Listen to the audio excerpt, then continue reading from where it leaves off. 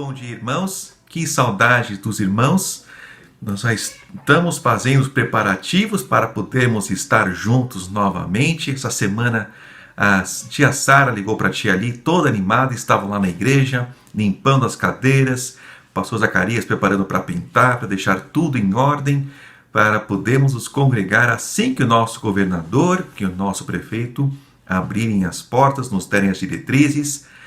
Nós precisamos nos congregar. Lá em Hebreus diz, não deixando a nossa congregação mútua, como é costume de alguns. Então, alguns têm esse costume, mas nós não temos. A igreja, que somos nós, precisa se congregar. Então, vamos continuar orando. Essa semana, o irmão Alisson passou aqui em casa para pegar uma Bíblia. Foi tão gostoso vê-lo novamente. E o irmão Alisson mandou uma mensagem para mim no WhatsApp, dizendo assim: boa tarde, pastor. O senhor pode me explicar sobre o nome Jeová? Era como Israel conhecia a Deus, mas como se deu a esse nome? Então vamos responder a esta pergunta hoje, na nossa EBD. Nós vamos orar. Pai Celestial, obrigado pelo Senhor. Obrigado pela sua palavra. Nos guie em toda a verdade, pois eu peço no nome do Senhor Jesus Cristo. Amém.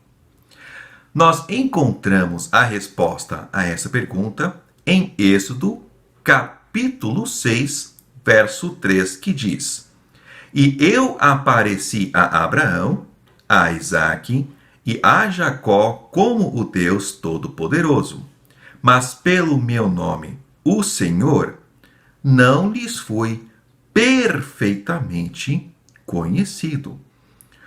Conheciam o nome Senhor, mas não perfeitamente. Abraão, Isaque e Jacó conheciam o Senhor como o Deus Todo-Poderoso, no hebraico o El Shaddai. Nós vemos que o primeiro milagre na Bíblia foi o nascimento de Isaque, a primeira vez que Deus operou algo na vida de uma pessoa que naturalmente não é feito.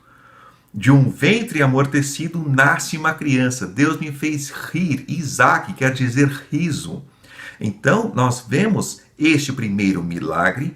Abraão, Isaque e Jacó conheciam Deus como Deus Todo-Poderoso. A própria conclusão do livro de Jó, o primeiro livro da Bíblia que foi escrito, termina com: bem sei eu que tudo podes e que nenhum dos teus propósitos pode ser impedido. Mas aqui Deus diz que eles o conheciam como o Deus Todo-Poderoso, mas pelo seu nome, o Senhor, não lhes foi perfeitamente conhecido. Então vamos lá. No hebraico, a palavra para o Senhor é o tetragrama, o Yod, Het, Vav, Het. 4 letras do hebraico que nós conhecemos como Jeová.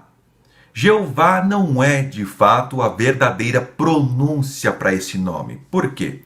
No hebraico são apenas consoantes usadas, não há vogais. O que os maçoretas fizeram foi acrescentar os pontinhos de vogais, mas isso só foi feito mais de 500 anos depois de Cristo, que os maçoretas colocaram as pontinhas dos vogais.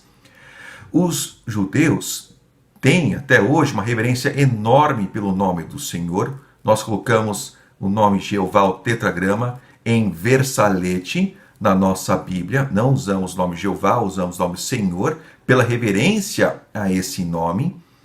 Mas nós podemos ver que o povo judeu, até no rolo Mar Morto, naqueles manuscritos 200 anos antes de Cristo, que quando chegavam ao nome do Senhor, eles escreviam de uma forma diferente. Eles até se banhavam, como se fosse um batismo, antes de escrever esse nome, pela reverência que tinham a esse nome, e tem até hoje reverência por esse nome.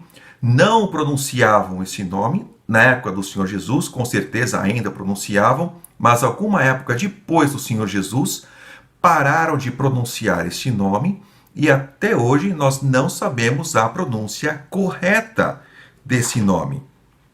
Mas o que nos chama a atenção não é apenas a falta do conhecimento da sua pronúncia. mas o significado desse nome. Esse nome quer dizer aquele que existe. A forma reduzida desse nome é o eu sou.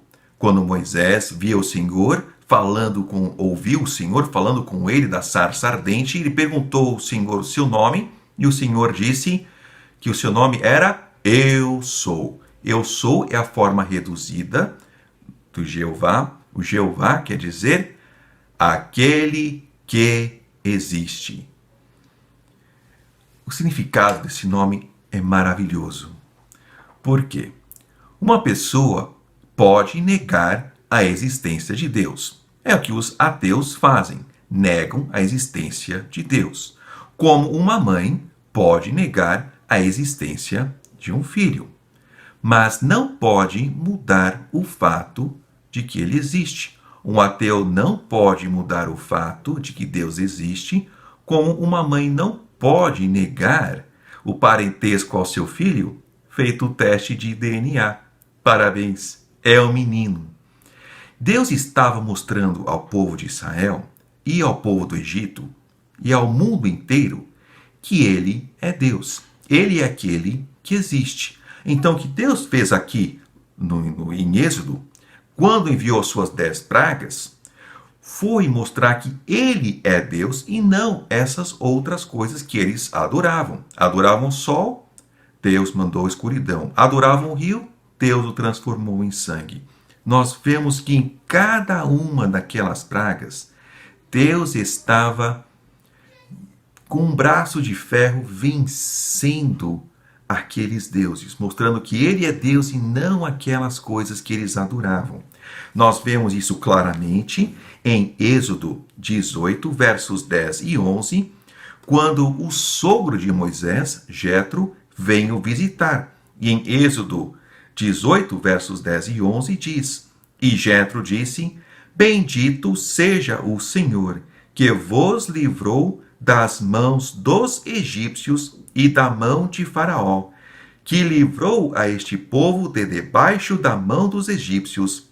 Agora sei que o Senhor é maior que todos os deuses, porque na coisa em que se ensoberbeceram, os sobrepujou. Deus venceu. Mostrou que ele é Deus e não aquelas coisas que eles adoravam. Esta é a resposta para esta pergunta. Se os irmãos tiverem alguma pergunta, mande para mim e vou tentar responder por aqui. Nós vamos encerrar com a palavra de oração.